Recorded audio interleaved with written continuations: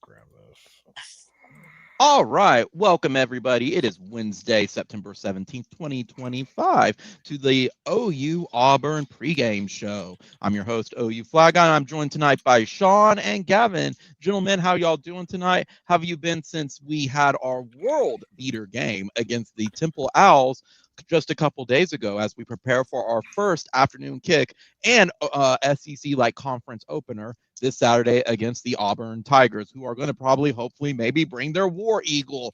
Look, they're mixed up on what animals are animals, like kindergarten. Well, but if they bring their war eagle, don't stop by Oral Roberts University. The last time they let an eagle loose inside that campus, bad things happen. You're right. You're very. That was a long time ago, but an eagle got loose inside an auditorium and just smashed into shit. Oh yeah, I know exactly what you're talking about. You made me actually remind me of when I was a sophomore at OU's campus, and I was waiting for the bus to arrive. And right as the bus showed up, a hawk that they had to take care of pigeons and stuff on campus was really harassing a squirrel. And as we got on the bus, we see this hawk swoop down and grab the squirrel. And, all the students go, "Yay!" It didn't grab it right. So it swooped towards the bus and its claws let go of the squirrel, and the squirrel full on impacted the windshield, and the entire bus went, it exploded. It was kind of pretty epic. You can't just make that story up. God, so, that's an amazing YouTube video right there. Oh gosh, if it existed, it was just the emotional whiplash of students to was amazing. So anyway, I've had a good weekend, had a nice time to relax. Having kind of the Sean, as you've termed it, the Oreo, the sandwich of these cupcake games and then big game has been kind of relaxing for where it's not the SEC meat grinder. You're relaxed, huh? I'm relaxed. Yeah, I was on stream with you with the Temple game, had fun. Went and saw. Little did we know our entire roster was decimated with injuries. My God, they sabotage, and that is it was fun. I really like that your stream decided to turn me into the OU pizza guy at that point. So that's going to be the new nickname going forward. So whatever you want. I had to go eat. I don't even remember what happened 2 days ago at this point. That's where my memory is. But yeah, it's been one of those weeks, and we got the injury, the availability report. Gotta make sure I say that right. The availability report was dropped, and I was very pleasantly surprised because Gentry Williams is not on it, which means he's good to go. You don't put a guy who's great. So I know you tried to tell me spaghetti knee, and I want to slap you upside the head when you told that to me once. That's always been the go-to joke. It doesn't matter. It's not. Spaghetti knee means you're fucked. So really? See, I was always told wow. See, I always was told that the spaghetti knee joke meant that the player had this super duper injury that just did not exist with it. No, he sprained it. He's fine. It's an old land thief. It's an old reference to the land thieves message board where I forget who the player was, but it was Ryan Broyles.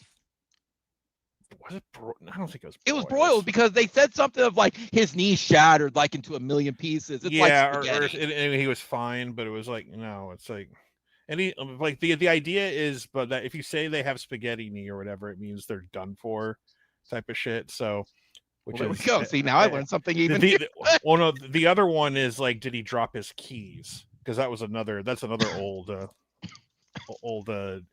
injury meme for OU for people who are terminally on the internet. That's an old school one. That is. But okay, so Gentry, Keontae Lewis probable on a Wednesday, so that's very good news there. Yes. So he's gonna play. I'm not a doctor. I don't play one on TV, but I'm gonna play one on a YouTube stream. I think he just took a nasty hit and he was down for a little bit, and I don't think the wind knocked out of him. I don't think he even got concussed. They were just dude. I don't either. Because he was dude, let me get back in. It's nah, we don't need you to win this game. Dude, just let me get back in. It's he was and so now again, I could be wrong. I could be wrong, but like if you're probable, because usually it's a 6-day window for concussion protocol. If you're probable on a Wednesday, you're playing. So it would be shocking to me if he didn't play. Marvin Jones Jr. is on it, which I have no idea why. There's no indication. Something to add on the other as well. I'm glad, and you said on your stream, so or your YouTube video, that I am glad that it's not concussion, because yes, it is easier to get concussions after the first one. I'm glad it's not for him, because that can be really like career ruiner. Well, and people don't understand. I don't know if he has a concussion history, period. So I mean, but it's like the fact that he's probable on a Wednesday is great news.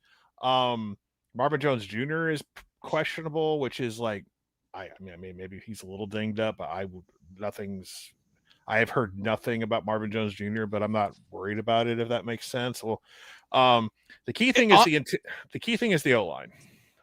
Right. I mean, and to be fair, the injury report is like scarier than it actually looks. Like there's a lot of like, yeah, these guys are probably going to be playing. There's a lot of like, what's the area of focus, and exactly what you said, not to just kind of reiterate, the O-line is the scary part, because we're starting to lose depth a little bit. So you and I were exchanging information, and the latest I've heard is that for the three starting linemen, Fasusi, Michaela, and Fabechi, all three of those guys practiced in some capacity today. Yes. So, from George Stoya saying, of all the guys, Fabechi is the worst off. He took the worst of it. So I've heard the same thing, where it was. So if someone's not going to play, it's likely going to be Fabechi Wiwu. Correct. And that's kind of what I've heard through the grapevine as well. Like, they're going to give it a shot all the way up to Saturday, but that will be a game time decision. You know what they're going to do? They're going to questionable. They're going to give him the shot. You give him that LSU shot. Quarterback. You give him that shot. Yeah. But I agree with you. I think if, based on what the chatter has been, Fabechi might be the one that's out. If that's the case, I would hold that, man. If I mean, obviously you want him for Saturday, but if you got hold him out till Dallas. I'm serious. Yeah. Oh yeah, because that's the chatter of the Brent's basically saying, can you power through this? And you've got about 3 weeks before. They are not going to play. They're not going to roll you out there for Kent State. I don't know what you're talking about. Kent State is a very intimidating world beater team. Yeah, they're just as good as Sam Houston. They are. So, I mean, I'm not joking when I say that. So I know you're not. To me, Michaela is the key here for things to go a little smoothly. So Jake Michaela has been our base. He's basically been our starting center all year. I mean, Troy Everett sadly is out for the year. He got hurt in practice last week. He's basically his other knee is fucked. So yeah, and I think that's I think his career is done. I don't know about his career. Let's slow down on career. All right. Yeah. Okay, that's valid. I would slow down concerned. On career. Sure. I would say I don't. OU again. If you're worried about him playing at OU again, sure. But let's slow down on career thing. Sure. That's really where I'm going with that. It's like, is his time at OU over when they can use that scholarship for somebody else? Maybe. Well, okay, let's slow down on that too. So let's. It's not about. We're not worried about scholarship numbers. All right. Let's chill on that too. Sure. But no, like right now, Owen Hollenbach is number 2 on the chart.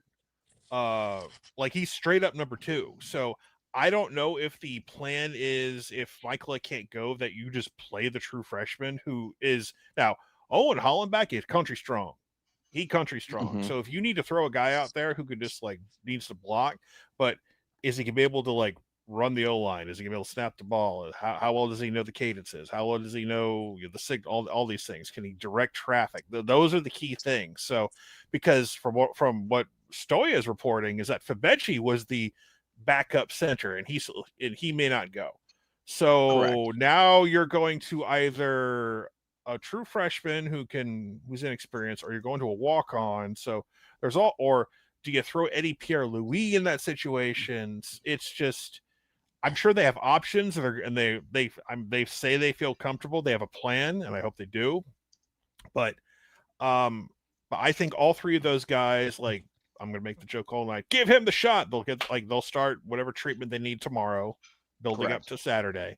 and you just like you grit your teeth and you power through it, and whoever needs the most rest and the most just a recovery time, you can put out Logan Howland and Eddie Pierre-Louis and Ryan Foje for Sam Houston State or whoever you need, and and then you have another week to get ready for Texas.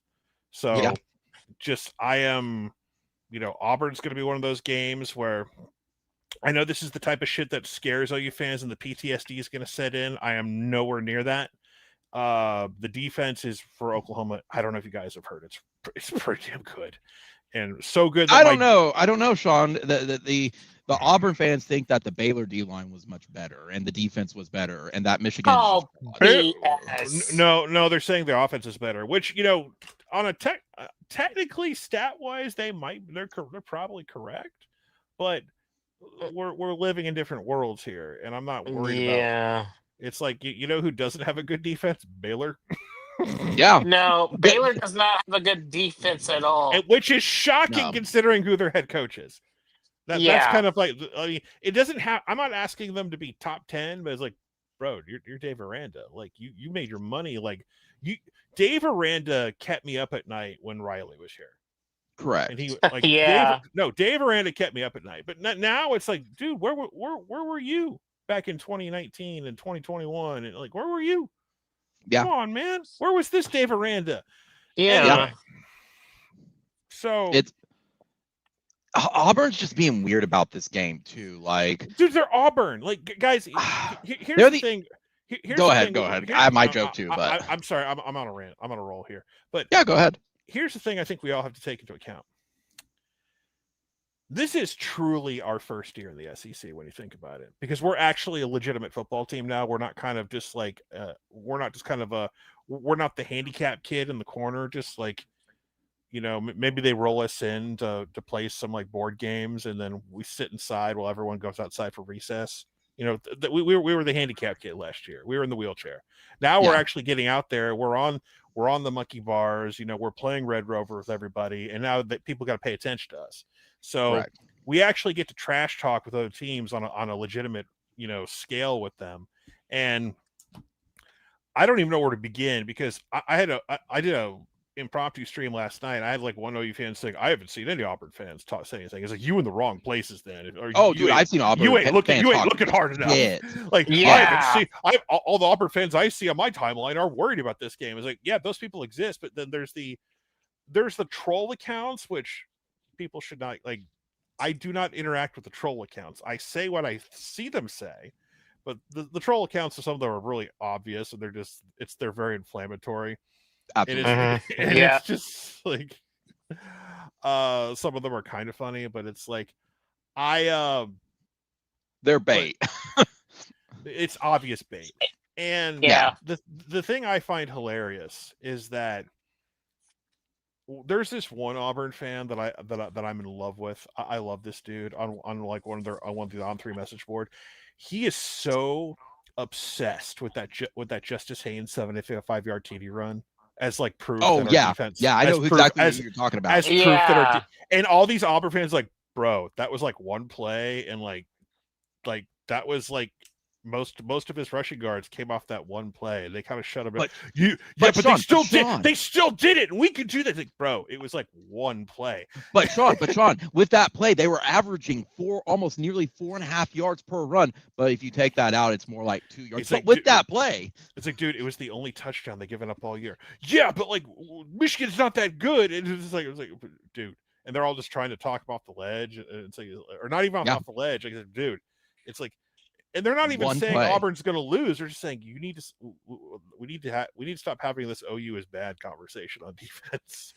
I saw someone tried to say our secondary is trash. Yeah. Oh man. I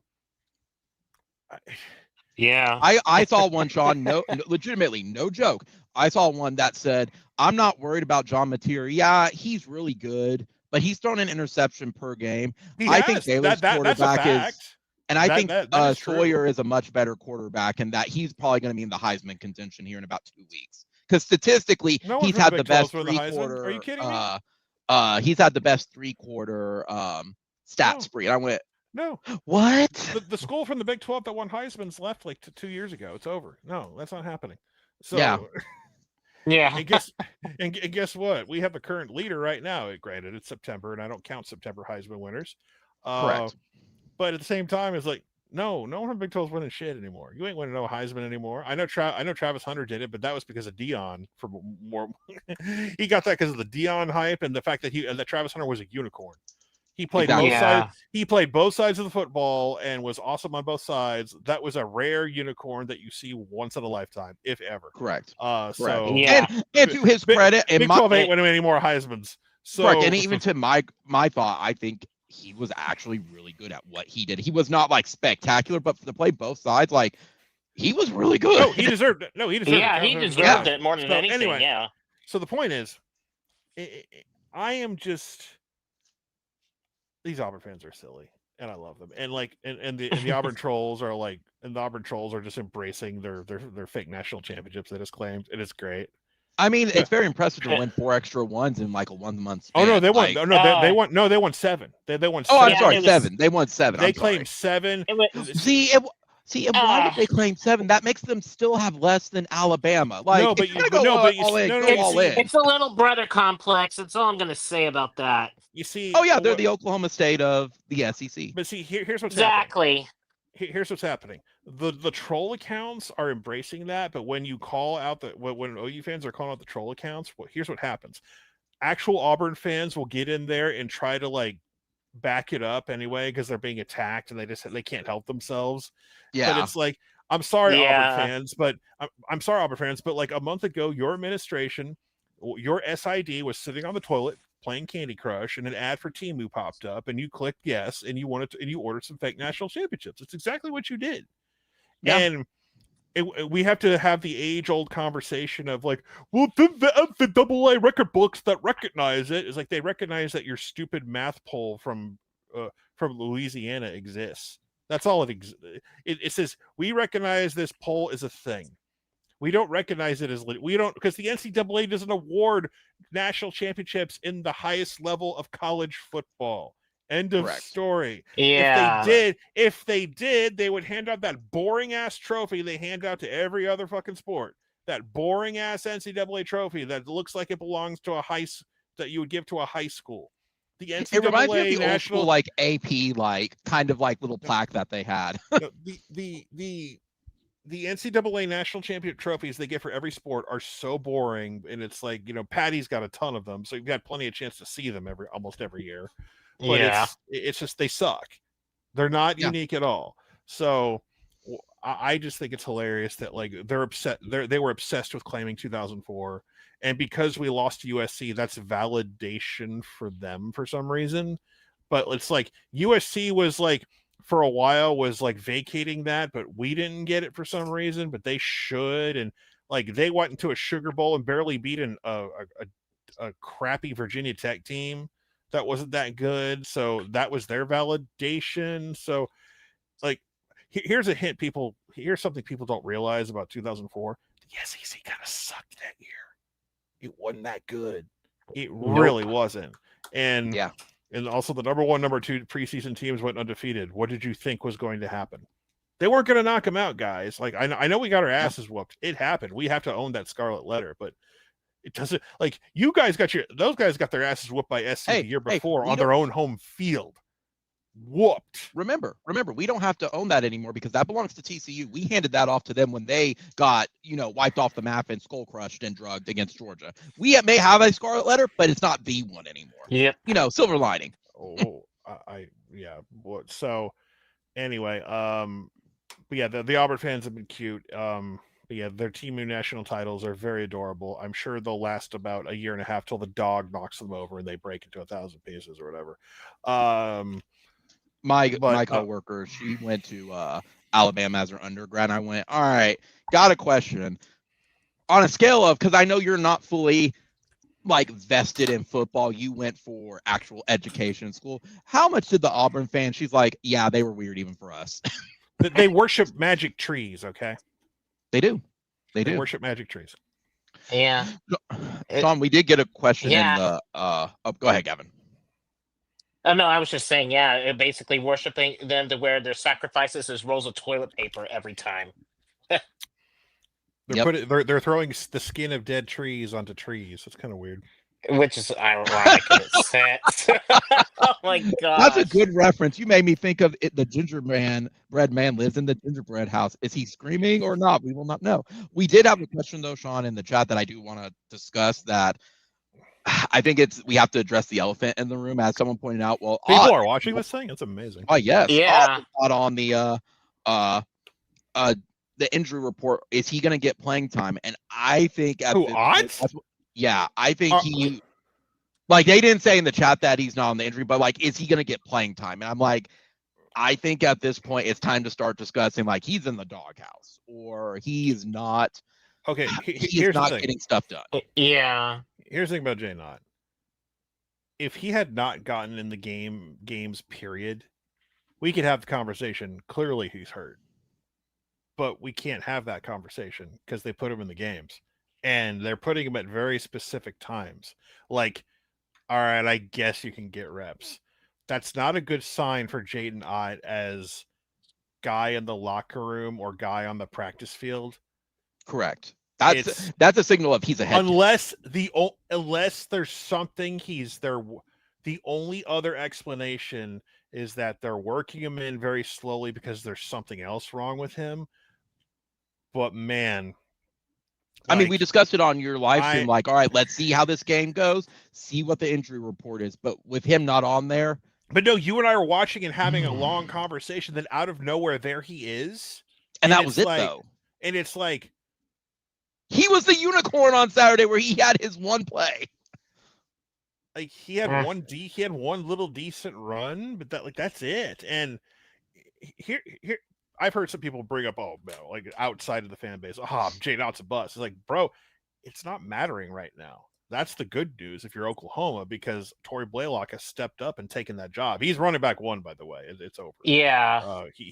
So all you need is, to be fair, if you want to say that Ott's a bust in that respect, that you paid all this money and he's going to be probably at this point, I think at this point, yeah.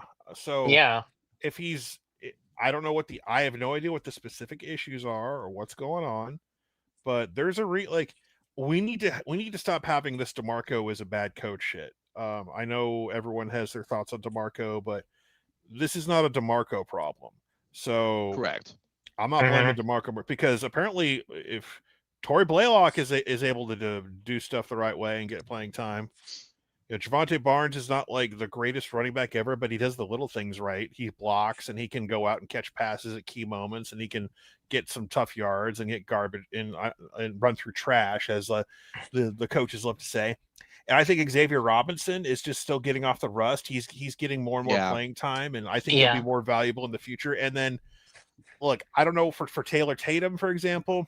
I know he's coming off an injury. He's just had a cast removed, and also not on the injury report is Taylor Tatum. So that's good news for him. So exactly. I don't know what his role will be this week, if any, but I think those are the guys you kind of focus on right now. And if Ott wants to wake up and decide he wants to play football, he's more than welcome to, actually work hard and get on the practice field. But I'm not seeing anything out because Ott's kind of like our Arch Manning. He's our version of Arch. Like all the hype, he's going to come in and do these things. Is he hurt? Is he not hurt? What's wrong with him? The difference is we're not depending on him right now to score points or be the focal point of our offense. Texas is for Arch. So you can point at Jay Knott always like, we were wrong about that. Oh, well, we're just going to go keep winning. We're just going to go. Our team's going to go keep being awesome. So, so I'm on Jay Knott. If the rumors and scuttlebutt is true, then it's kind of a lazy ass bum apparently. So it's sad. And I hope like, he had his opportunity. Like if it's true, he had his opportunity, and it's sad to see players like. What else could it be? Yeah, he's not on the report being hurt. Yeah, he's so far down the depth chart. It's like I don't know what else to say than he sucks in practice. Like he was every report in the beginning of fall camp was the dude was awesome. Yeah. And then he got his AC joint sprain, and then his competitive nature disappeared. Like, that's the odd thing about all this. He was the man in practice at the beginning of fall camp, and all of a sudden he might as well. It's like those memes, where you see where guys are messing around and their mom is screaming that they're in trouble, and they're so scared that they just vanish. The guy sitting at his desk, and he just vanishes because he's afraid of mom, of getting in trouble with mom or whatever. That's what it feels like with Jay. He just vanished. Yeah, he just disappeared. Yeah. So I'm focusing on those three guys right now. I'm focusing on Torrey Blaylock. I'm focusing on X-Rob and Javonte Barnes. And if Taylor Tatum gets involved, great. So, yeah. And it's like I said, if that is generally the case, man, I wouldn't even be surprised if they start looking at like their performance stuff and like, you're not getting paid, man. You're not living up to. I don't know if you can't legally do that. So, well, they probably have some built-in stuff like you get X amount. You have it. I'm sure you have incentives and stuff like that, but you can't just not. You're not just gonna not pay the dude, because then you're getting to you're gonna add some trouble that's you don't want to deal with. No, I'm talking about more of the incentive stuff. Honestly, I mean, I would believe that conspiracy theory. That was the only reason he even did his. If the dude shows up to practice and is an able body, it's not his fault if you don't play him. If he's like not taking part in team activities, or he's being like a bum and he's like missing school or whatever, that's another conversation. But correct, and that we don't know. Like that could be completely separate, and that could be happening. Yeah. If I show up to a 9 to 5 and I do the bare minimum, I still get paid. You know what I mean? So that's quiet quitting, Sean. Don't you know that? Oh, please. We've all worked a retail job or something to the equivalent growing up. So exactly. What based on what putting the question aside for it, do you see anything with the Auburn game, or I would even say the first quarter, since the first quarter is over for the OU season at this point? What have kind of been like the highlights to you? Like, we've done really well here. These are kind of the areas that I'm looking for improvement in the next three games. Oh, did you want to talk about Auburn, or do you want to glaze? Both a little bit. Did you want to glaze how great our season's been? Let's glaze OU. Oh, you're so good, OU. I love you so much. We could do that. Let's talk about Auburn. Sure. What positions does Auburn actually shine at that you're like, you said it yourself on last live stream, you said it on here, that they're going to score points. Is there like certain I think they will. That you think they're excel at? So here's the thing with Auburn. So I know Eric Singleton's on their availability report is questionable, which is like, I don't know that situation, but and then you got Coleman, who's like who's their other stud receiver. Yeah. Here's the problem with Auburn. I've been hearing about their stud receivers for a couple of years now. And I've also heard, how they're gonna just now, all of a sudden, they're now going to start stretching the field against OU. I heard that too. That was what some of the crazy Auburn fans were saying. Here's my problem with all this. Here's my problem with all this. I don't want to hear this bullshit that you've been holding back for 3 games. Like, shut the fuck up. Like, you get away with that in game 1, maybe game 2. You beat South Alabama 31-15 in an ugly ass game where you probably should have had more points scored on you. That should have been like a 31-24 game if things went a little differently. Could you, and Auburn fans are chirping at us, acting like they're going to do shit. Could you imagine our fan base if we went up to Philadelphia and came home with a 31-15 win? They would be losing their goddamn minds. We don't even have to theorize this. This has happened many times before. If we went to Philadelphia, I remember it on our own home field against Utah State. That was a wonderful meltdown. We go to Philly, and Herb Street's prediction comes true. It's 17-17 in the 4th, but we get a couple of late touchdowns to make it look prettier. Just imagine our fan base. Insufferable. They would be insufferable. Yeah, we would be. And I would shut going my. off I would your shut my minds. YouTube channel down. I would shut my YouTube channel down. You would Brock And then Lesnar we would have a and just escape discussion for a about week. Brent Vegetables. Yeah. I'd be like, we're fucked in the SEC play. No one's having that conversation right now. Now, are the worry warts out about the O-line and the injury report? Yeah, of course they are. Because, like, guys, here's the thing. Everybody's hurt. Everyone's got hurt, guys. Everybody. And I'm sure you're going to, and we're one of the few SEC play isn't, like, a full go till, like, every week until, like, the week after Texas. Well, yeah. Or even Texas, if you really want to say it. Once Texas gets going, we get reports for the rest of the year. So, yeah. Oh, I see what you're saying. I was thinking more of like we're getting kind of like the appetizer this week, but the main course is not really till because you're not going to have really wait until after because Texas. we're not going to have a report. We're not going to have a report for Kent State, and we'll get one for Texas, and then from that point on, we'll get reports. But it's like, you don't try to convince me this BS that like your wide receiver game, your passing game is a threat when you don't throw the ball down the field. No, because here's the thing. They're going to have to try, because if you try to do this dink and dunk shit against our front seven, you're going to eat them. It'll look like Temple. It'll be horrible. Yeah, well, there was a guy I saw as a reel going through, kind of said the same thing. Oh gosh, I'm going to throw the ball, and OU wins by a bajillion points. That's they're going to consume Jackson Arnold for that. The last thing Auburn fans are going to want to see is Jackson Arnold dropping back and looking deep, because guess what's going to happen? I know Mason Thomas is out for a half, but I got some bad news for you. We can still rush the passer if need be. Yeah. Well, and it's that's the one thing, and it's worth bringing up as well, Sean, that's the weird thing that's, as you reminded me of it, Auburn fans are being weird about, like, we have Jackson Arnold, like, yeah, we did too. We know how he plays. I don't know why they keep building up, and it's what you said on your passing numbers. His passing numbers are horribly inflated by that Ball State game. Yeah, that was his best performance against a garbage Ball State team. You take that away, dude. Jackson Arnold, he is what he is. He's a dude that you let him throw. He throws for $160 in passing yards, and you try to run the ball against teams.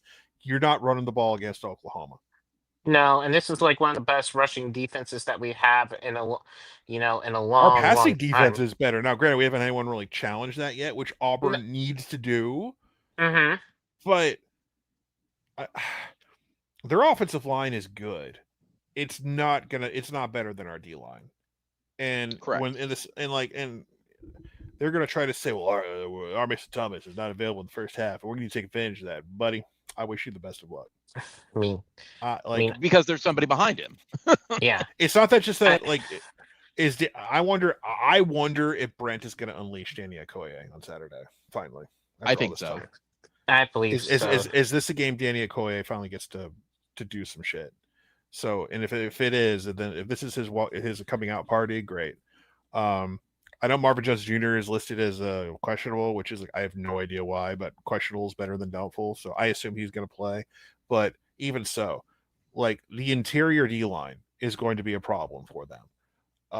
Jaden Jackson is gonna wheelbarrow some motherfucker in the middle, and Jackson Arnold's going to be like, oh shit, he's going to be running a lot. So you better hope he can run and do all the things he's been able to do in high school, and like they're hoping he runs like he did against Bama last year. So they need to hope that happens. Yeah. Dominic, of course. Hopefully Dominic Williams plays. He's not on the report. So why are you worried? So I know they talked about it on the U40 about Dominic Williams, but he's not even on the injury report. So Dominic Williams is going to play. I ain't worried about Dominic Williams. So, yeah. So you got him. You got Stone. You got Jane Jackson, Grayson Halton. Marcus Strong's going to probably get some reps. Like, it's not going to be a good day for them. And the other side of the ball, like Falk is their legit dude at edge. Falk's legit. And so if Fasusi can't go for whatever reason, that's going to be a problem. That's like Logan Howland is a serviceable tackle, which is like more than we had last year. I I mean, Logan Howland played a little bit last year, but he has more experience and he's better than he was last year. Still makes some really bad mistakes based on that Temple game, but serviceable. And plus, you have a quarterback who can make decisions on the fly and make plays with his feet at least, and can throw. What a concept! But other than that, I just did a calculation, just taking a quick look for Arnold's like passing percentage.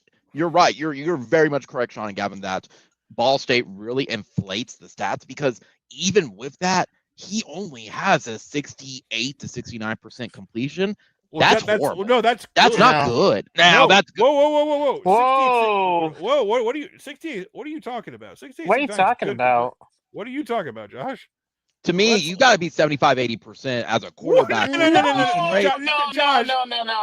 the fuck are you talking about? Let's back. What are you talking about, Josh? That's Auburn talk. That's Auburn fans speak. No, 75-80%. No. You're talking about legendary numbers if you consistently do that. 75-80 is legendary shit if you can do that on the reg. Okay? Yeah. You get statues for that. If you're over 65, you're doing your job. All right. Yeah. No, I disagree. There is no. I absolutely disagree. To me, if you're below, Josh, I'm sorry, idiot. No, Josh, I'll put it this way: I'm calling you an idiot on your stream. I'm calling you a moron. I'm just going to say it up front. Yeah, come on, Josh. Okay. Come on. You're going to have to say something more to hurt my feelings. I'm sorry. If you have 70% pass completion, to me, you're not a good passing quarterback. And that's only for passing. I don't think Jackson is sitting here stunned. That's fine. I am shocked. I've always held that belief. I'm sitting here.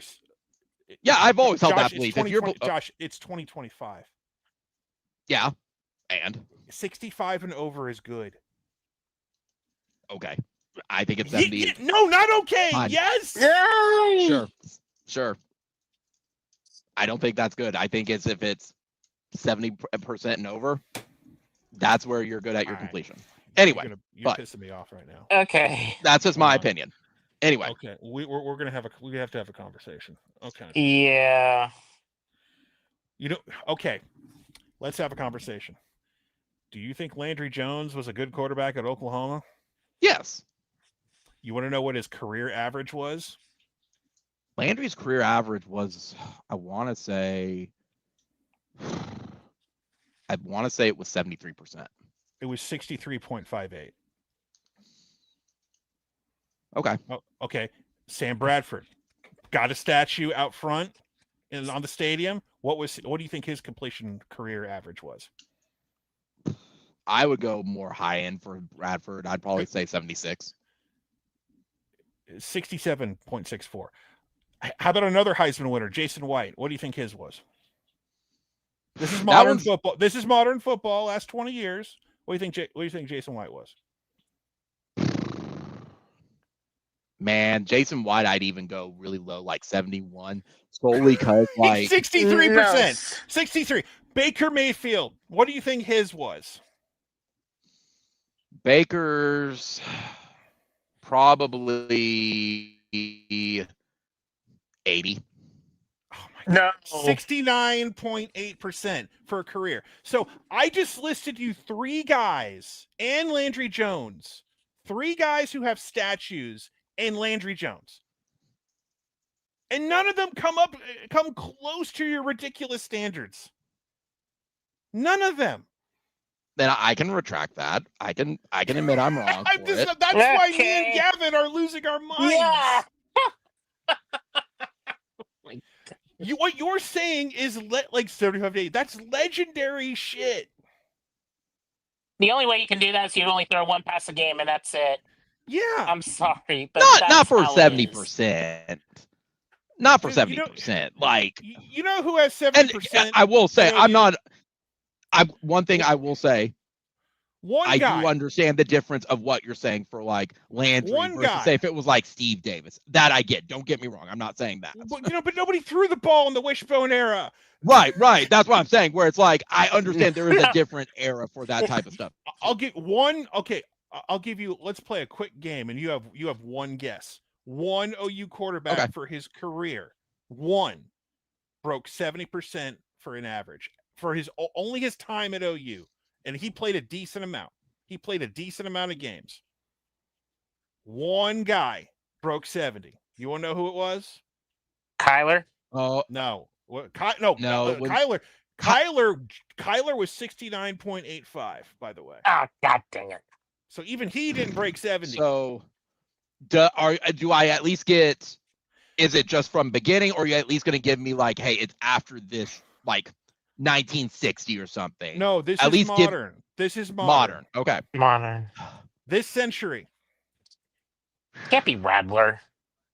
No, it can't be Radler. It is Radler. Radler is the Really? only OU quarterback to break 70. 70.1. Jalen Hurts also, by the way, 69.7 for 1 year at OU. Okay. So one guy hit retract. 70. I can change my metric a little bit. You change your metric a I little can bit. change my Change a little bit. You need I to may go change down to that. 6. I may go down to 65%. I'm not going to fully do like a full one, because then that would fall in line more of what y'all put into that realm, and that would be fine at some point. Yeah. But I'm sorry, Josh, but you say that anywhere else. Yeah. Publicly, you're gonna be people are gonna say you don't know ball. Okay. I'm being honest with you. As a dude to another dude, is like no. Yeah. That was a little cringe. Just like being honest. That was I'm It's a still, little cringe. now, yeah. Sean, You lost half your audience just now by saying. But that there's also a catch though, because I see what you saw on the percentage. Remember, a lot of those also too, had to have a minimum attempts, or they didn't even count the game. I'm looking at the same percentages you are too. And I'm looking, say, like Landry. I gave you guys I gave you multiple but when you highlight statues. Right, when you highlight them as well, it says in there it only counts if they did even 14, or it doesn't count even in that category. But Spencer Radler was a starter for all of 2020. It was COVID, and he started multiple games in 2021 and played in multiple games in 2021. So I'm just saying, and he barely broke 70, and he has that more than likely, because guess what? He got benched and he didn't have a chance to drop down. But dude, guys with statues don't even break 70. No. Like, that's legendary shit we're talking about here. If a certain someone who's quarterbacking at OU right now averages 70% all year, he getting a statue. He gonna be in New York. Sure. So anyway, the only way you get those ridiculous numbers is when you play against garbage teams. That's what Jackson Arnold did against Ball State. So getting back to the whole Jackson Arnold conversation, is that it's just when Brent's going to give him pressure all day long, because when you put pressure in his face, he goes from like deer in the headlights. His completion percentage like plummets to like something around 30-something%. Yeah, it's insane. It craters. So. And he knows the capabilities that this team can do. Right. So my point is that if you're Oklahoma, if you're an Oklahoma fan, one thing that the defense has been missing all season so far is forcing turnovers. They came close this past Saturday. But if you want to get, like, how sweet would it be for Oklahoma if your first like multi-turnover game on defense was against Jackson Arnold? Do you think they're going to get you would love it. Fans would go. It's insane, honestly. By the way, like, maybe we shouldn't boo Jackson. No, bullshit. I'm booing loudly. He's on the opposite team. Yeah, he plays the other team. He plays the opposite team, and he sucked. I'm going to boo him. And because people have kept on saying that we shouldn't, I'm going to boo him even harder now. Like, no, he gets the same treatment. I'm an equal opportunist. He's going to get booed just like other quarterbacks I've booed many times before. Anyway, so fun times in Cleveland again. Okay, so where were we? So R. Mason out for the first half. Talk about the defense. Just overall, looking forward to Saturday, and so like the beauty part about for this game, OU takes care of business. They can win this game. You basically have 3 weeks to get ready for Texas. Get guys healed up. You have your scrimmage against. You have your scrimmage against Kent State. which is on SEC Network in a couple weeks, because we already had our streaming only game with Illinois State.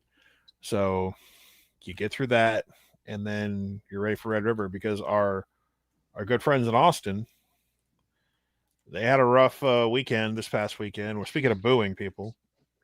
The Boo Birds went out against Arch. The Crown Prince of college football got booed by his own fan base.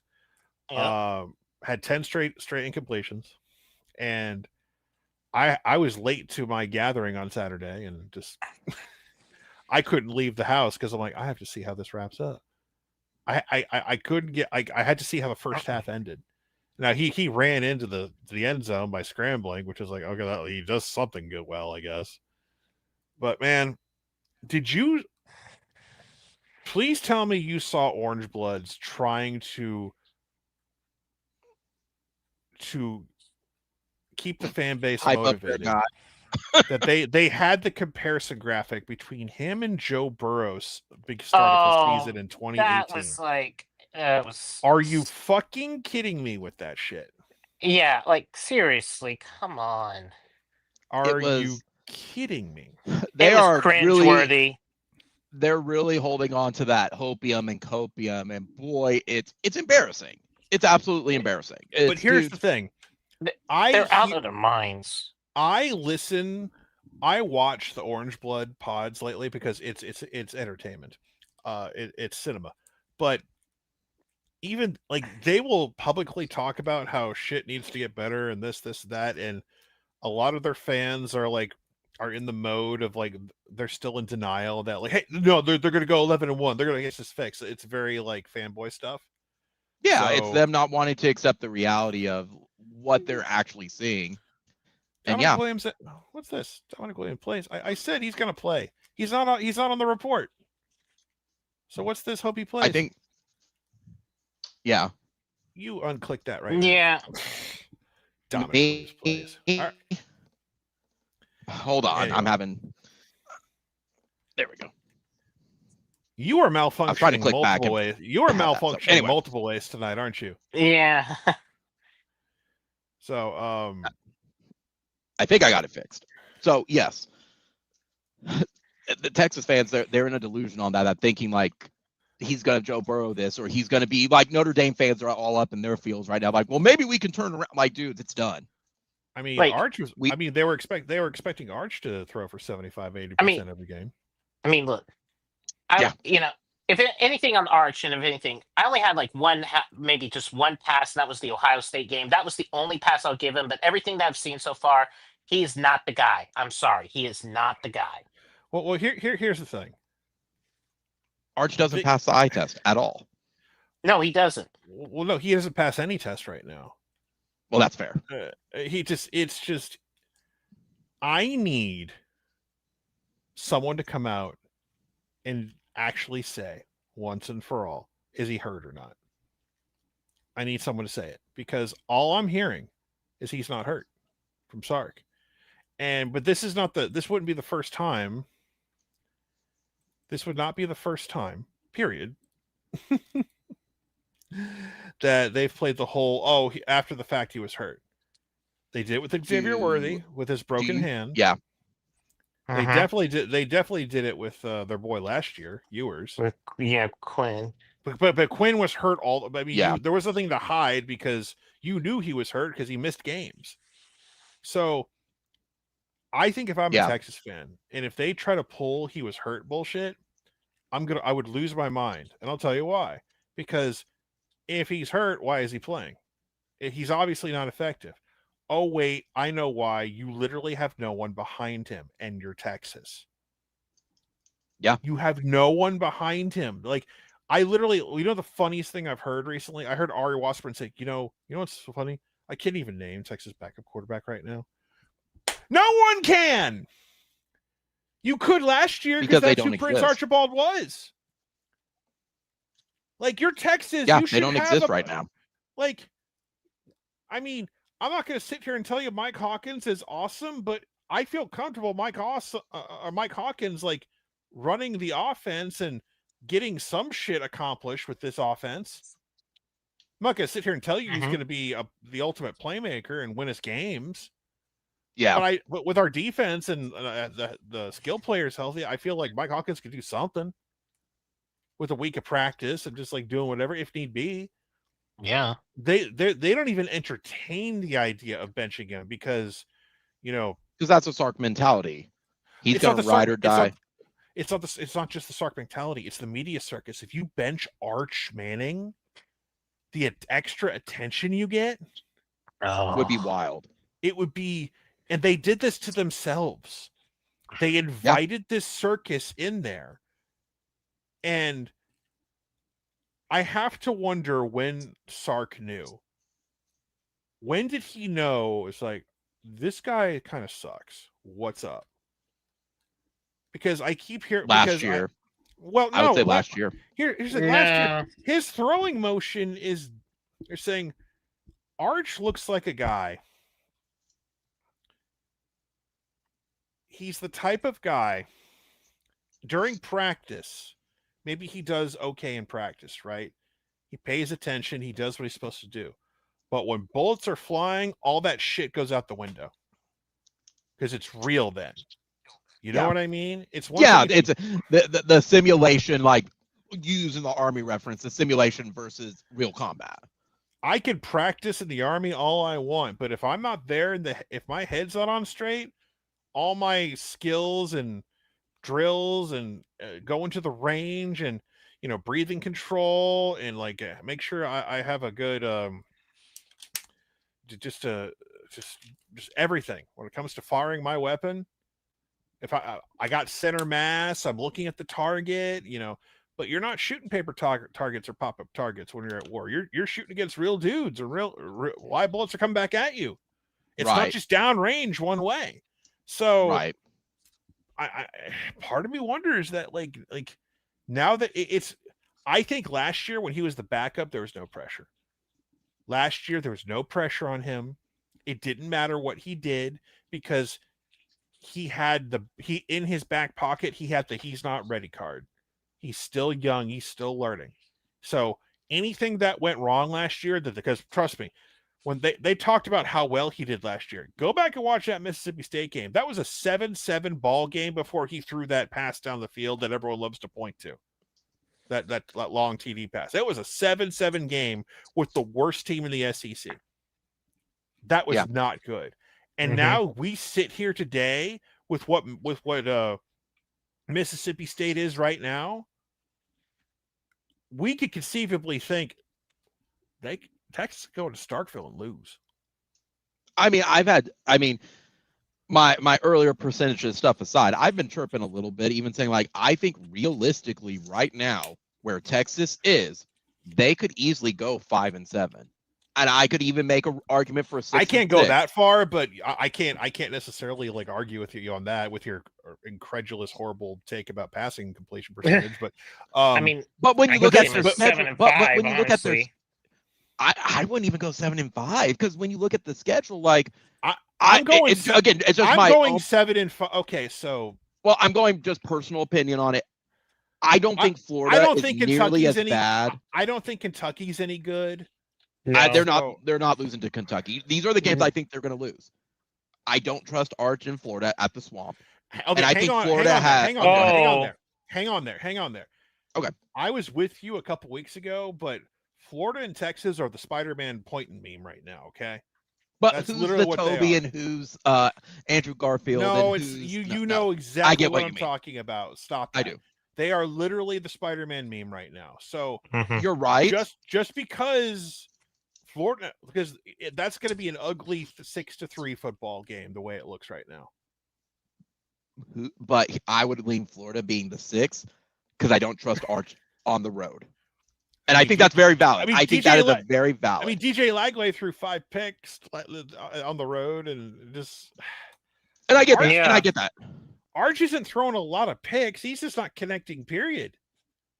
Right. And that's what I mean. I guess Lagway in a sense could, in theory, just. I don't know, man. Those are 2 QBs that were hyped up all offseason. And Arch was the now surefire thing. Lagway at least had the shoulder thing all off season, or the whatever injury he was dealing with. Correct. But man, here's the thing. They can't lose to Florida. They can't lose to Florida. No, to me, no. But again, for me to put more faith in him versus Arch, that's saying something. Like, that's how little faith I have in Arch on the road. That's even me taking on my crimson colored glasses and going, hee, you guys. I really don't think Arch and Sark have a plan. I've seen DJ Lagway win a big SEC game. I've at least seen it. Yeah. I've seen it happen. I can't say the same for Arch. That's why I could easily see Texas winning. I can say that. And I'm not trying to move a goalpost. I just genuinely believe deep down the cards are more stacked against Arch right now, and the pressure's more on Arch than it is Florida, because I think hell or high water Billy's out. And I think this is the farewell tour. Here's what worries me if I'm Texas even more. It's not just Arch. Your O-line sucks. And you have no different, like Livingston's a nice guy and all, but you have no playmakers at wide receiver. Correct. Ryan Wingo, I heard all about Ryan Wingo all off season, and he got 30 yards this past Saturday. He hasn't been an impact player at all. No, he got 30 yards. Now, granted, it doesn't help when you have a guy who can't like accurately throw the football. Yeah, but like this week, it's going to be a sicko game when it happens next week. But here's the thing, like I've talked about this. Even I, in my wildest dreams, never thought it would be this bad. This is how I thought it would always go. I thought Arch in these little garbage games would light them up, pad his stats, and look like a superhero. But when the big games happened, he would fold. He's folding in every game. Correct. Yeah. So I don't care that they win. He has to have, I don't know. Like, I'm trying to gather my thoughts on this one. He keeps reminding me of year 1 or year 2 Spencer Rattler, where they were comparing it, where it's like the commentators are coming out like, what is our audio is being doubled somewhere. It is. I hear you. I hear us like on someone's speakers. I think it's Gavin. Okay. Yeah, it's gone now. Yeah. It reminds me a lot of Rattler, where the commentators were calling out like, what is he doing with his footing? What is he doing? And I'm like, Rattler was never this bad. Rattler was and he wasn't. That's the thing. Rattler was, I would say he was incompetent at that level at the moment, but at least he found targets. He could still forward. Like Rattler got booed too. Let's not like misconstrue this, but you know what the difference was? How many times I said it? We had a superhero ready to put on a cape at any moment's notice. They don't. He is. Correct. He's supposed to be the superhero with the cape. Correct, and he's not. That's why I don't think he's going to. That's why last year was a big deal, because like it's like this guy's supposed to be your superhero that puts on a cape. Why don't you use him more often? Quinn is obviously just hurt all the time, and he can't throw the ball down the field anymore because it was propaganda. Okay. What have I been saying for years about this program? Arch Anon. Yes, exactly what you've been saying, man. Arch Anon. I'm sorry. Arch Anon. I'm sorry. It's Q, but Arch instead. Arch. Correct. Correct. But that's why I'm more than happy to say, like, no, Florida's a little worse. Texas can scrub one out and get a 1 point. Florida. Look at the rest of the schedule. No. Here's the thing. I can say Florida has injuries because they do. They're missing key guys on their D line. They're missing guys at wide receiver. They're missing people. Who's like Texas got some guys hurt at running back, but everybody's healthy. Your O-line, I mean, can be. You lost an offensive lineman who was competing for the right tackle job. Yeah, and he wasn't guaranteed he wasn't guaranteed to win it. But that's what you've been saying all season was their O-line is garbage, and it's going to affect. Outside of Gooseby. Gooseby's the one solid guy at left tackle they have. And yeah, but one guy is not the team. No, like it goes back to 2009. Trent Williams was our left tackle. Didn't matter. Our line it was still trash despite Trent being there. So correct. Trent can't cover 5 guys. So correct. He can now in this prime because he's a monster for the 49ers. He just murders people on the field now as an offensive lineman. First ballot Hall of Famer Trent Williams. And for his age, dude, like that's pretty wild. Yeah, like Trent Williams, the first ballot Hall of Famer now. Whenever he retires, they're not even going to wait 5 years. They'll just give it to him as he walks off the field for the last time. But in all seriousness, with Texas, it's like they need Trey Wisner back desperately. That was a guy that you probably should have gotten at some point, but they didn't. CJ Baxter's hurt again. Grass is green, the sky is blue, water is wet. CJ Baxter's hurt. I feel for the kid. He's an Orlando kid. I thought I was rooting for him to an extent, but still, it's just. But Sean, to go back to the schedule though, with it, like, okay, let's say they win Florida. They're not beating OU. Let's be honest, they're not. They're not beating Georgia. Oh no, don't worry. Like, you should have seen the shit that like our boy Ketch was saying how we're a 7-5 football team still. They ain't 7-5. I won't even go as far as 7-5. I'll go 6. No. He's saying that we're 7-5. Wait. Hold. He's saying we are, or Jeff Ketchum in his private little, because Jeff Ketchum has disappeared from his podcast this week. He has been a ghost. He's allegedly coming back tomorrow, but he's been a ghost. Are you kidding? So he's talking OU. Yeah, Jeff Ketchum says that we're a 7-5 football team still this year. Look, I don't see. I'm not saying we're. Look, I ain't say we're going undefeated. I ain't say we're going undefeated, but correct. 7-5. I think that's stupid. Like not anymore. that's asinine. Like, give me 5 teams that would. Worst case scenario, we're 8-4. Worst. Yeah.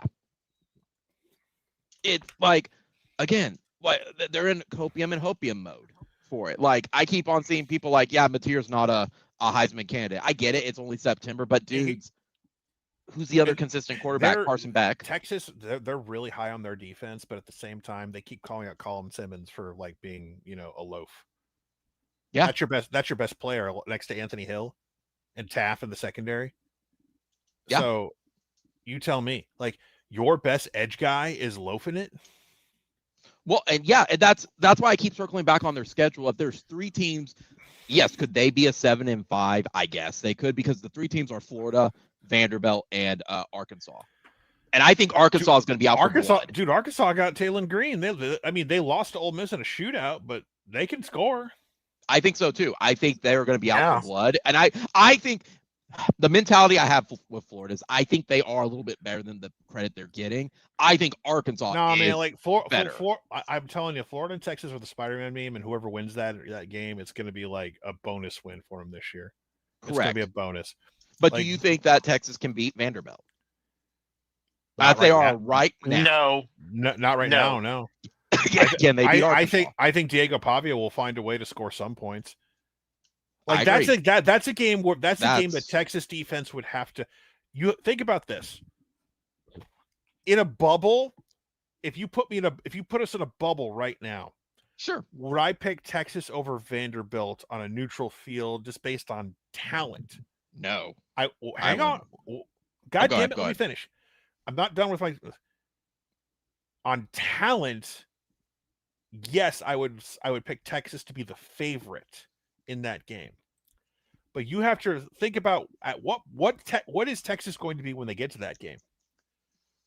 Are they going to have a loss to Florida, Oklahoma, Kentucky, Mississippi State? Because they're losing at least. I'm being generous. They're going to lose at least 2 of those. They'll beat Sam. They'll name the score against Sam Houston because they're really bad. If they don't name the score, they're in trouble.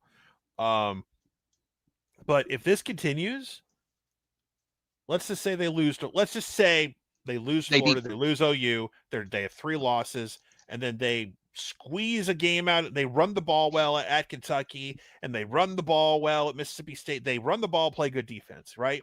Yeah. So you have 3 losses going in. You're hosting Vandy, with Georgia looming 2 weeks later. And it's a trap game. This is genuinely a trap game. A trap game at home. Yeah. If Diego Pavia has functioning limbs, they're in trouble. Well, and that's why I say I give them a little bit of credit because they are getting those games at home. If they're on the road like Georgia, that's an automatic loss. Dude, home field don't matter at Texas. I'm thinking more like I've seen Vandy them. and When's maybe the last? Arkansas. No. When is the last big home game Texas won? Where it's like, yeah. Bama last year, wasn't it? No, they played Bama on they beat No. Bama on the road in 23. 22 Yeah, it was was Bama the on the road. 22 was the game they probably should have won if they don't do silly things. They don't miss extra points and they complain about referee calls in the second quarter or whatever. Like if they don't, that's a game they should have won, but Alabama pulled it out late. If we're talking, I'm looking at their schedule right now. November, they could go 0 for 4 in November very easily. Vandy, Georgia, Arkansas, A&M. Yeah. But here's the thing about the Texas defense. I think, is the Texas defense good? Yeah. But I am just sitting here. I'm looking at, like, I'm not joking. Like, I'm not the first one to say this, or even this isn't unique, but, you know, I think they look a lot like us last year. Oh, yeah, you and I both made that joke that we were bitching that who was worse, Arch or Jackson, or who was better, when probably they were cut from the same thread. Like, they're kind of stuck. So I'm hearing how Texas has this championship-level defense, right? At some point, if your offense don't get their shit together, that championship-level defense is going to stop giving a shit, especially at Texas. Yeah. I mean, they're going to quit. Yeah. I mean, heck, our defense, as best they could, they were starting to quit a little bit last year because our defense our defense was top 20, just like theirs is top 20. Last year we were top 20. It didn't the defense can only do so much for you against teams that are worth a shit. Yeah, this Texas defense can shut down UTEP and they can shut down San Jose State and they're going to shut down Sam Houston State. It's not going to matter what Arch does. That shit comes to an end when October gets here. And so there isn't a game on this schedule right now where you can just the defense is going to win it for us. Maybe Kentucky. Yeah. I'm being generous saying that. Yep. They're like, we live in a world where Mississippi State could beat them. Because Jeff Levy, God bless him, he got Brennan Thompson to come back and he made him a hero overnight. Yep. In that Arizona State game. Brennan Thompson became a hero. Because how many times did Brennan Thompson almost break a big catch and run for us last year? It was like, come on, Brennan Thompson! Caught from behind. Yeah, I would say he was so close a couple of times. He was wide open in the Tennessee game last year. I'll sidetrack, circle back around for a moment. Because I've been looking. Brennan Thompson used to be on the Texas roster. They would kill to have him right now. I'll give you one guess as well. I took a look to see to give me a good We Are Texas game, like they would win, and I didn't count the Clemson playoff game. Okay, you're right. What was the last game that Texas had at home that was a huge game that they won? At home that they won. We gotta go back to the Big 12, don't we? Yes, I will give you that much. Gavin's the same way. I'll give you one guess. Okay. What game is a big home game that they won, that if you can think of it off top of your head? Oh my God, is it that game, the we're back against Notre Dame? Yes, that is the last time they have beaten. And they were both garbage. Correct. And that's the last time for your qualification of we're Texas, we're back. And it was I'm going to say a signature because it is a top 10 win. It was 2016. The rest of them, they've lost every single one. Joe Test that's not like and it's not like the Kansas State, where it's like they beat them, but they were like ranked 16th at home. Well, the problem this is solely at home. The problem for both us and Texas is that we play each other in Dallas, so we don't have that big moment against either one of us in our stadiums. But even so, but it's usually at other people's stadiums. Yes, and I excluded that because there's the Bama win at that point, but that was played out. If we're being honest, beating Michigan was the biggest home win we've had non-conference in a long time. Yeah, we lost to Ohio State, we lost to Notre Dame, that sucked.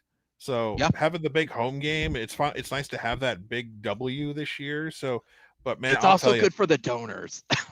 Oh yeah, because they like to be in their box seats and have an extra like a bottle of wine or Chardonnay or whiskey, whatever it is they drink. But yeah, it's scary how bad things could get. They are us last year. It's to the dot, Sean, what you said. And I think they're going to win some of those games. We just look at it and go, oh, no. But like if things do not improve and if Arch gets hurt, like, or gets benched or whatever combination you want to come up with, we're going to have conversations whether they make a bowl. Yeah.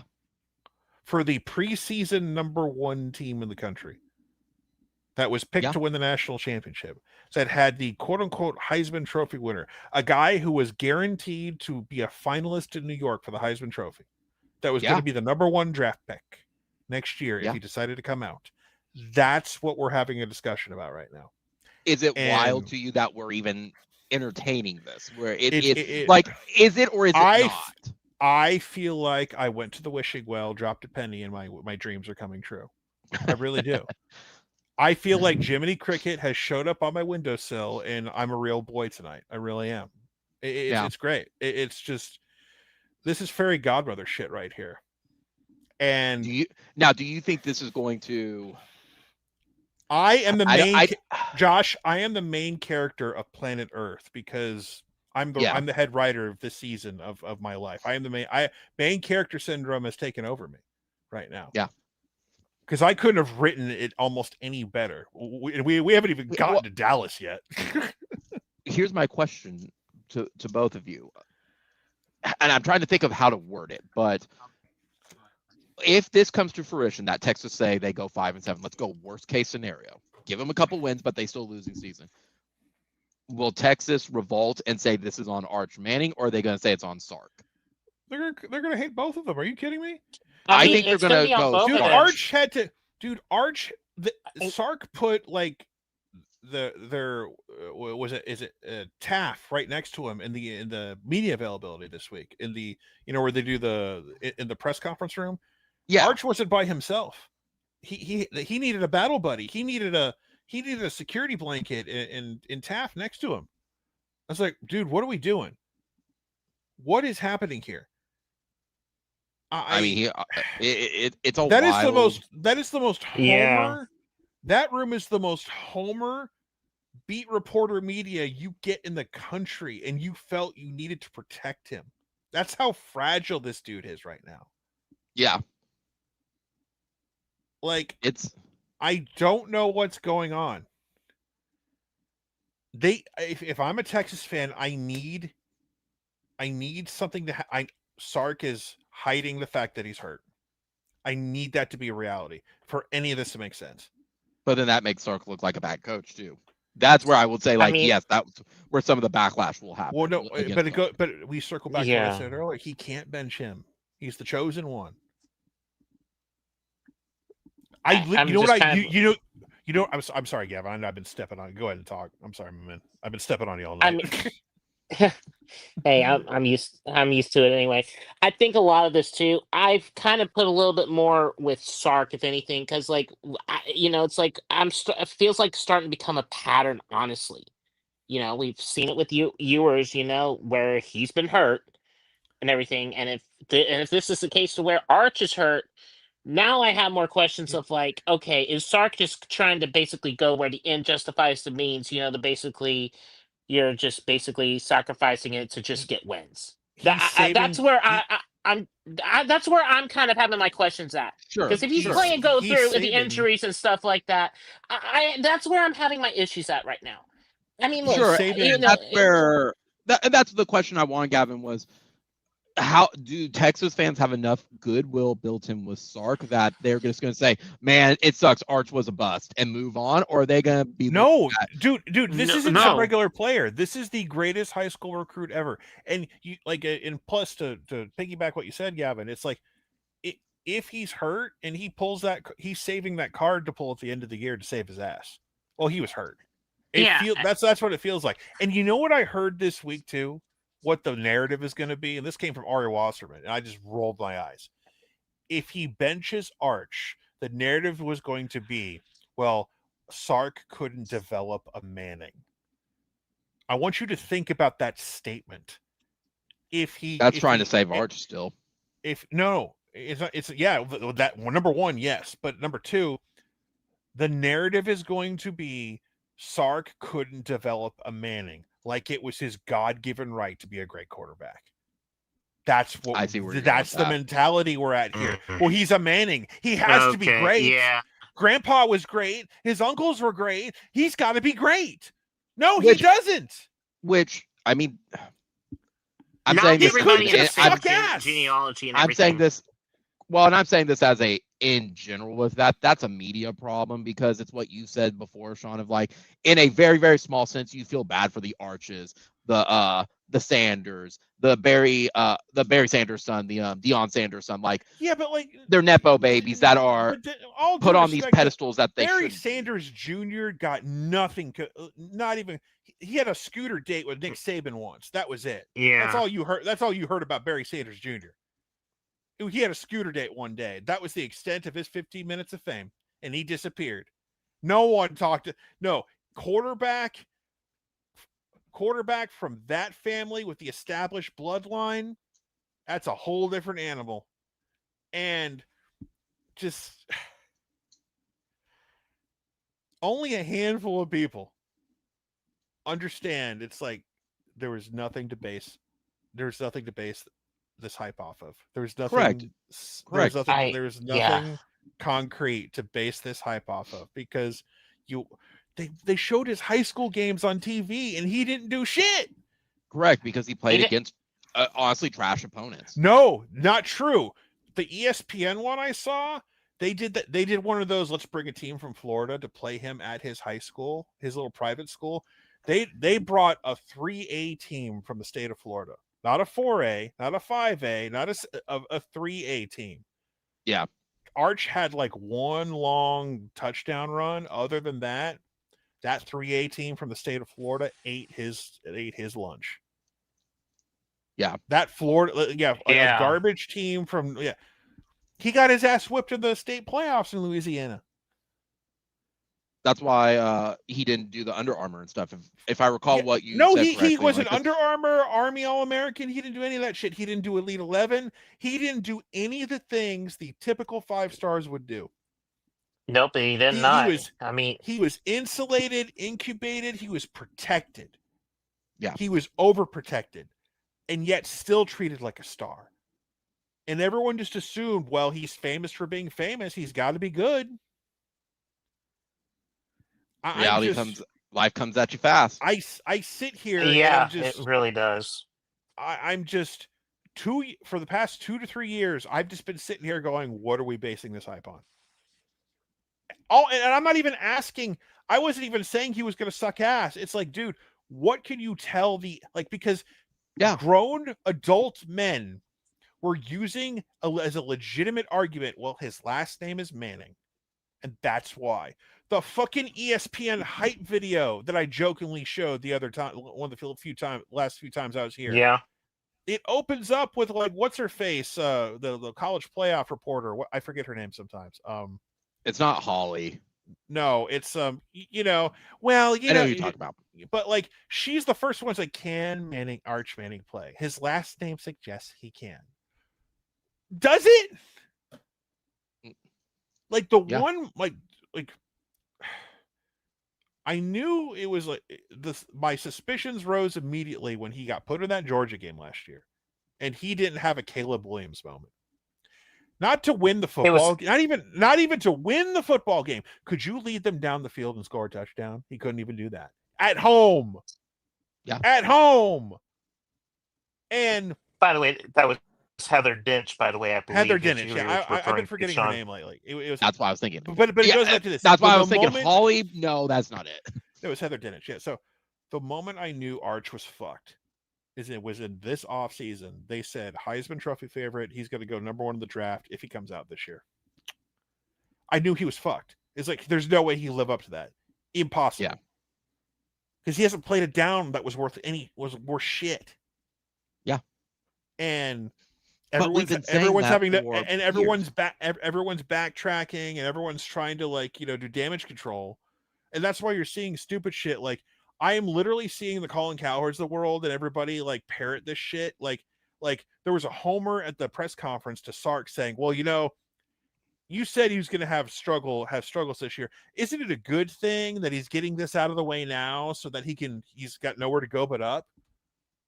He's getting it out of the way. You told me he was God's gift. He was God's gift to football. Yeah.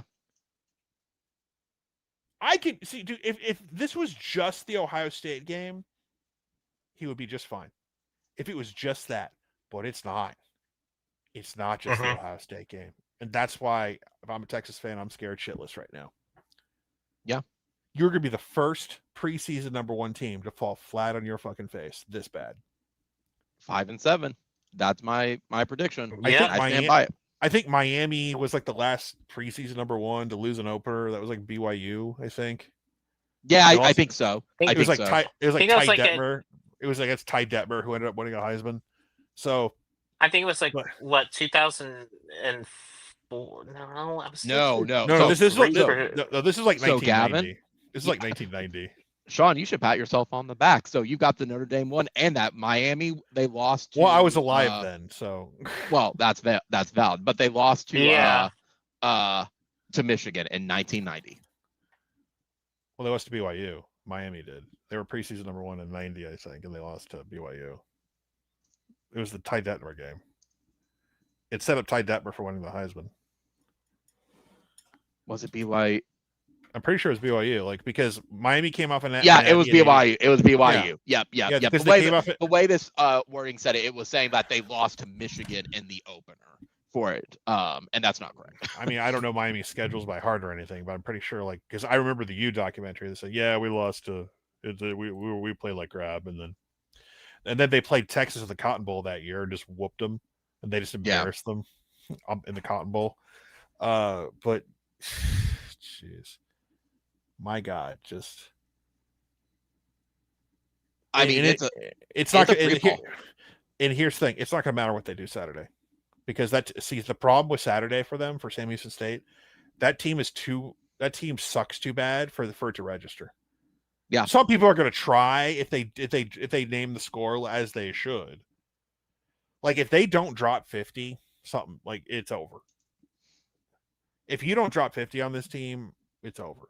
Or at least blank them 42-0. It's yeah. Just, I mean, here's another one to throw at you. Not just with Texas. I mean, Notre Dame fans have pretty much like folded and said our season's done. I can at least for Notre Dame validate that they played two really good teams and lost. Miami low key might be the best team in the nation.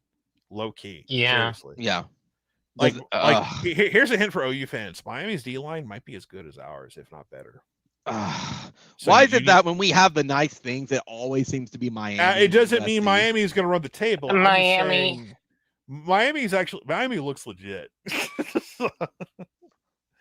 And you want to talk about a team that's going to skull fuck someone because they play Florida this week. Miami going to murder Florida.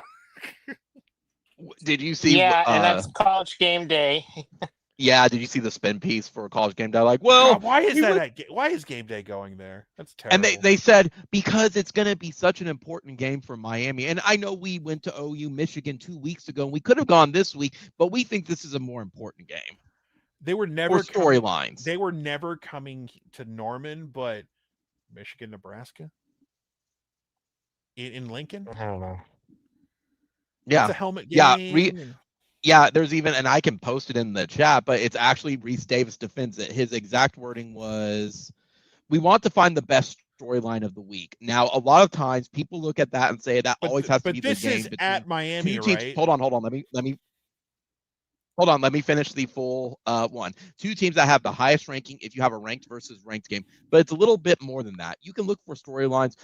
What's compelling, where you have to have been factors into, because we also have been to Oklahoma for Michigan, Oklahoma. That? Hold up. And then certainly Jackson Arnold returning there would have been compelling. I'm quoting exactly what he said. I'm not even mad they're I'm not even mad they're not coming to Norman. That's not even the point. My point is, it's at Miami, right? Yes, correct. And this is what. So they're not gonna. I think Miami is the place to be. Are they going to be on campus at Miami, or are they going to be at the stadium? Yes, because that's a long road trip to go one way or another. Because if you're on campus, because that game's a night game, so you do game day, then you got to pack your shit and go to the north side of town. You have to go to Miami Gardens. So if you're doing game day, are you at the stadium or are you on campus at Coral Gables? Because no one from the team is going to be at Coral Gables at that time. They're going to be in a hotel room and waiting to go to the stadium at like mid-afternoon and get ready for warm-ups before a 7:00 kick or a 7:30 kick or whatever. So are they? I'll be up front. If they're at Miami Gardens, great. I think they're at Miami Gardens. Okay, so if they're at the stadium, then it's like, where's the college atmosphere I've heard about for college game day? It's one thing to go there for the Natty or a playoff game or something like that, but it's like correct. College, like Florida State, Miami is going to be in Tallahassee. They're going to be on campus. They're going to be right outside the stadium. Like that's what makes college game day fun. So no, they are for this week. I am wrong. I can say that I'm wrong. They're at Coral Gables, Florida. Okay, so they're on campus. They are on campus, which they can get away with. Well, hang on, they can get away with that because the game's at night and they can just drive up north and on the freeway. It's just a pain in the ass. Yeah, they're not like so. They don't have to worry about taking game day down. That's their stuff. But the reason they picked it as well, they said. I think Miami is the place to be this week. They looked really, really good. You got that aspect of it, and then the last two games that Florida has played have been really disastrous. Well, from a self-inflicted wound to the penalty standpoint, and the loss to UCF, and then 1 second, my computer. Here's the truth. You want to hear the? And then the multitude of turnovers they had against LSU. So there's a little storyline too. We sort of find ourselves back in the same place with Billy Napier. Yes, it's a really talented Florida team that I don't think will be a pushover Saturday night. Okay, but here's the problem. So that was their justification. If you want to do a Miami home game, this is the last one that's worth a shit. Yeah, it just is. So, I mean, on the road. You're basically, if you want to see Miami on the road, you go to Tallahassee in a few weeks. Correct. So, and there's some weird ones that thought that it was going to be Alabama, Vanderbilt. I'm like, no, guys, it's Miami, Florida State. I mean, if it was last year with hype, if Vandy had won in Tuscaloosa and they were in Nashville, that would make sense. But they're in Tuscaloosa this year, so correct. So I said the same thing. Wait, Bama plays Vandy this week? No, they play next week. Okay, I was about to say that's not this week. So it's next week. And I was like, what are you talking about? Yeah, that's not this week. That would be talked up like nothing else this week. So they said if everybody, I kept saying if everybody's undefeated, the truth is go to Miami, Florida State, or do they go to Vandy or Alabama? I was like, no, it's Miami. The truth is, the most State. Intriguing games, if we're for a helmet matchup, is Michigan, Nebraska, or OU Auburn. That's just correct. And they just don't want to go to it. Like Florida is not good. I'm sorry, and Florida, like you're this early in the season. Like, you know what would have been better? You know what they used to do it for college game day? If there wasn't an obvious game to go to, they would have gone to like an FCS school or something, or a division. Yeah, and honestly, that's where I thought they were going to go this week, was to historic. Because I'll never forget when OU Tennessee in 14, and everyone thought game day was coming, and they just went to some Division III school or whatever, and everyone was pissed. I was motherfuckers. Like, Fowler was salty on Twitter that week. He's like, he was just because OU fans was like, really? We got a helmet game? Because the problem was OU was coming off the Sugar Bowl win versus Bama. Problem was Tennessee sucked. That was like I think, was that still Derek Dooley, Tennessee? Or was that was Butch Jones. That was Butch Jones, like early. Okay, yeah, I think so. But okay, so Dooley got fired in 12, 13? I forget. I think it was 13. When did Dooley get fired? I can't remember. I'll look it up while you're.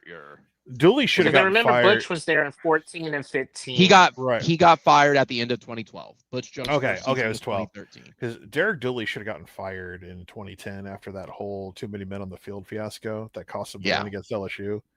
Oh my God. Tennessee fans were crestfallen because they had him. They didn't even. It wasn't even the extra guys as the reason. Like it was a bad snap and like LSU had to jump on it and the game was over. But they had 13 guys on the field on defense. Yeah, and LSU just punched it in, and that was. I remember that day very well. That was that same day was OU Texas 2010. That was like DeMarco tiptoeing down the sideline all awkwardly and shit. But man, just what a. I came back saying, "Oh, like you lost? What happened?" Like, and they were like, watch the." I'm like, and I get on YouTube and see what happens. Like, oh no, you didn't. You did not give up that game at the end. No, you didn't. Yeah. So, just like they gave up the game last week. yeah. Tennessee choked on that one, man. That's man, they could have won it too. Yep. You make Gunnar Stockton look like an All-American. Yeah. I think Tennessee's defense is terrible. I think it's trash. I know Georgia's good, but I think making Gunnar Stockton look like an All-American is very sus. So I need to see more Gunnar Stockton before I like declare them a great offense. Yeah. Is like that Tennessee, like on the road at Tennessee is going to be a bitch, and so is Bama. Those are going to be tough outs. I don't care how good OU is allegedly this year; those are going to be tough outs regardless. Yeah, and I mean that environment. It's going to be a wild, electric environment in both places, and one's going to have a revenge factor. I would piss off my Tennessee friends, try to play it down. I was like, yeah, it was tough, but it wasn't that tough. Just to piss them off, just to needle them a little more. But all our players kept saying it was the most amazing environment they've ever been in, and I'm like, shut up! I'm trying to fuck with my Tennessee friends some more. Which is funny because I think was it Gabe who said like, it's totally Gabe. Are you kidding me? First of all, Gabe overreacts to everything that happens to him. That's fair. So it's like, I love Gabe, but Gabe is just like. Gabe will try to convince you a walk-on a school is an All-American level player if you let him like get going or something. Just try to. Well, he has state-sponsored media. Yeah, but almost in the wrong direction though. Well, he state-sponsored media in a sense that like everyone's like the biggest challenge ever. Yeah. Well, that's but that's a little bit of that old Bob Stoops mentality too. Like, hey, you need to treat every game like it is, even though they didn't play. Lou Holtz did that shit back in the day. Oh, William and Mary, they got a defense. Like, shut up, Lou. That's why I love Barry Switzer back in the day. Like, if you ever watch it, like, I got a chance to like watch some uncut Barry Switzer like pressers or whatever. He never talked up Iowa State or any of that bullshit. No, he said they were trash. He still said it today. Barry Switzer never talked up anybody unless if Barry Switzer talked up someone, okay, it's real. Like the only teams Barry Switzer would ever talk up, like he'd talk up Texas and Nebraska, and even then he would talk shit about them. He also Miami, like he would talk up Miami. Oh yeah, like of course, yeah, Miami was legit. Of course, yeah, they beat us 3 years in a row, cost us like 2 natties. Yep. Bastards. If I just change a couple plays in that 87 season, we win that game. But because people were like that 87 OU team was fucking good. Like I don't like people remember all the people remembers that they lost, but that 87 team was probably Switzer's best team in the 80s. Even without Boss, that 87 team was fucking nuts. Yeah, because when you really look at, if you look at the stats, they only allowed like 1 touchdown per game. It took Florida. It took the Saban dynasty in the back half because that mid 80s OU defensive those numbers were like the best in the history of college football till like the Saban dynasty. Yeah. Now, granted, yep. It was built up against a lot of Big 8 teams that just ran the ball, and we just dominated and sealed the edges with our linebackers and defensive ends all the time. But they still did it, and it still counts. Yeah. Like it took a team like Miami to beat Oklahoma. They're the ones who could. I mean, and to be They were fair, the only ones who could do it. correct. So. And I mean, I thought they were. If you take a look too, like really outside of Oklahoma State, no one challenged that team though. Like before Miami, because those were a lot of like not in the mid '80s. Like the early they were the early '80s OSU was pretty solid, but like the reason we had the Ice Bowl in '85. That's the reason shit got weird, but we still beat them. Like OSU was not an issue. Right, it was OSU and Nebraska. Those were the ones that were the two teams. Mid '80s, OU trash. was just dominant, and then like late '80s they got Thurman Thomas and Barry Sanders, and they became a problem. But we still beat their ass. So, which is great trivia because you would think Barry beat us once, and nope, he did not. No, Barry had one random loss to them in like '76. It was just kind of weird. It was just kind of weird, but like Barry like never lost to OSU. He's just like. I think he even said like that was a meltdown. Like you can lose to Texas because that's expected in the sense of like it's a rivalry game. OSU won. No, that is unacceptable. In '75, he lost to Kansas. '76, he lost to OSU. Just '76 was a rebuilding year, but they still beat Nebraska with the Suter Magic play, the original Suter Magic play. But it was just, just that era is just. People are so nostalgic for that era, and it's hard for me to talk about it because I wasn't technically alive. I can only go back and hear stories from my dad, and then read shit and watch highlights and watch documentaries. But it's like I can understand why people have nostalgia for it because there's certain other things that surround it. But it's like I don't miss the era because that era carried over a little bit into the '90s. I don't miss the era of getting the one or two games nationally televised a year. I love that I can wake up on Saturday morning and watch whatever game I fucking want. I can watch any game I want pretty much. So my day on Saturday is going to be like OU, and then I'll watch Miami, Florida. I'll watch Texas on their game. And you know what I get to do at 11 o'clock? I get to watch SC and Michigan State in one of the weirdest kickoff times ever. But I'm going to watch it. I'm going to watch Sparty versus I watch the Spartans versus the Trojans. That's a sicko game. That 11 p.m. It's a sicko. It's a sicko helmet game. It's a sicko. Sean, are you going to live stream that one? You know what? I just I got a little soft spot for Sparty. I do. I got a little soft spot for Sparty. Now, do you have a little soft spot for Sparty because of the certain team they're facing, or no? I actually think Michigan State is like if I was in Big Ten country, I'd pull for Michigan State. Michigan State is one of those programs like they've had like during the Mark D'Antonio eras, they had a lot of fun moments. They had the fake field goal against Michigan or against Notre Dame, excuse me. They had the Hail Mary. Remember the Hail Mary against Wisconsin, the Russell Wilson Wisconsin team? Like, I remember that day vividly because that's when we lost to Tech and our home game winning streak came to an end. I was pissed. And then I turned the channel and all of a sudden I'm watching like a Hail Mary, and then like it was the transfer that from OU who switched to wide receiver. He was a quarterback recruit we had, transferred to Michigan State, and I forget his name, but he caught the Hail Mary and fought his way to break the plane to win that game. Keith Nickel. It was Keith Nickel. Keith Nickel. I couldn't even told you that name. Keith Nickel was a big time quarterback commit that we needed for depth, and we thought maybe we could be like. I was excited about him, but he transferred, played wide receiver, and caught one of the biggest passes of Michigan State history. And then you have, of course, a trouble with the snap. That's 10 years old this year. The trouble with the snap game. Always have trouble with the snap, and the ball is free. It's picked up by Michigan State's Jalen Walsh Jackson, and he scores on the last play of the game. And just with that, you gave Michigan fans nightmares again. I know, but like I know that call by Sean McDonough by heart. It's so amazing. It's the kicks. It's just like the kick six with Auburn and Bama. It's the same level of insanity.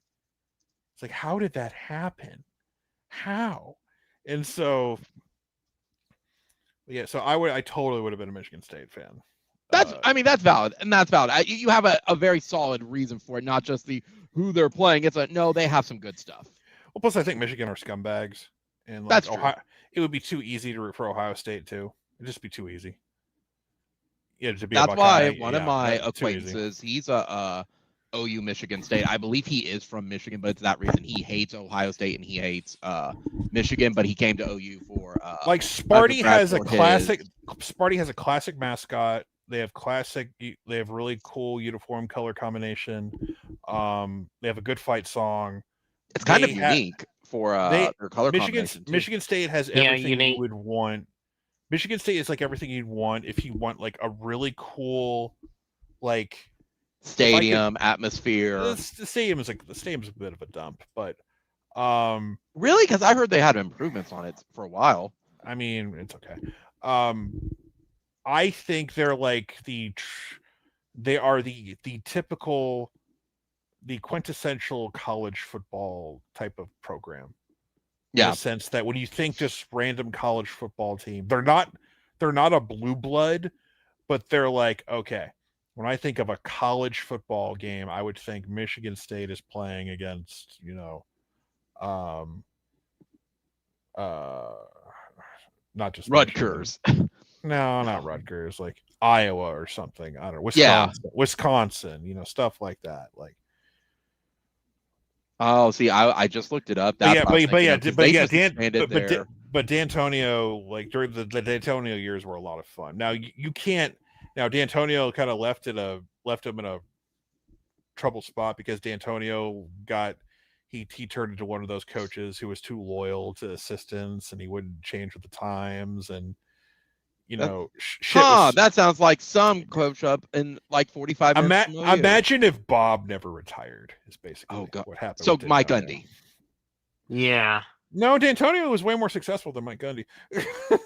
I mean, yes, but D'Antonio felt like, he had that Midwestern, like tough, we're gonna get blood from a stone from our players type of thing. So yeah, D'Antonio left Michigan State in a sense like, what if Bob didn't retire soon enough? Because I think Bob, despite how we got fucked around with who, Bob did the right thing. Bob was ready. He was done. Yeah. He was done. He said that in his book too. Like he knew when the time was going to happen, and that just happened to be the time. So. But yeah, Michigan goes. But anyway, go Sparty this weekend. Go to LA and get a W. I think they can. Honestly, I'm probably going to lean towards SC. I think like God, what's their coach's name? Michigan State. He used to coach at Oregon State. I can't think of it. Yeah, but I think he's like, I don't think he's that good. So I think despite as much as I want Sparty to pull the upset, I do think SC is going to win. So yeah. Let's wrap it up here, guys. But I'll be rooting. Yeah. No, I'm done. Gavin, what's your prediction for this week and wrap up? What kind of question are you asking me if we're asking that? We've gone through all this and final score. I was trying to do my Brian Kelly impression of the media. I'm gonna say I'm gonna probably go with like 28-10. I'm gonna kind of go 28-10. Okay. OU. Okay. Sean, what are you thinking it's the end results going to be? I would love it if they could win like 31-13 in a perfect world. If they were healthier, I would go with that. But if they can win I think it'll be just do something similar to Michigan. If they win 28-13 or something like that, I'd be fine. I could see that. I'm leaning definitely towards the 31. I think OU will cover. Is my point. I think they'll force the turnovers. Yeah, they will. And can they force turnovers and score off them? Can they do what they did to Tennessee last year but capitalize? Yeah. I mean that's what happened with Michigan, and I think they can. Uh-huh. I wouldn't see any reason why they wouldn't. Because until they prove it, until they can prove it, like they're not a threat to throw the ball down the field. They have to prove it. Yeah. Yeah, you're not wrong, and that they're going to try to force running it, and OU's going to dare them to throw it, and I don't think they have confidence that Jackson will throw it well. So, guys, thank y'all for joining tonight. Everybody, thanks for joining as well. Be sure to comment, rate, subscribe, like, and hit the notification bell so you know when we go live and have video. I think our next live stream will be Sunday. Post game, Auburn, get ready for kind of like that next get a taste of the SEC schedule, and then get ready for World Beater Kent State, and then off for a week. So hope to see everybody tune in. Guys, again, thank y'all for joining in. Sooner-thon, I see 3017. That's kind of what I'm thinking too. So Boomer Sooner, guys, only one. See everybody on the next live stream. Later, everybody. Later.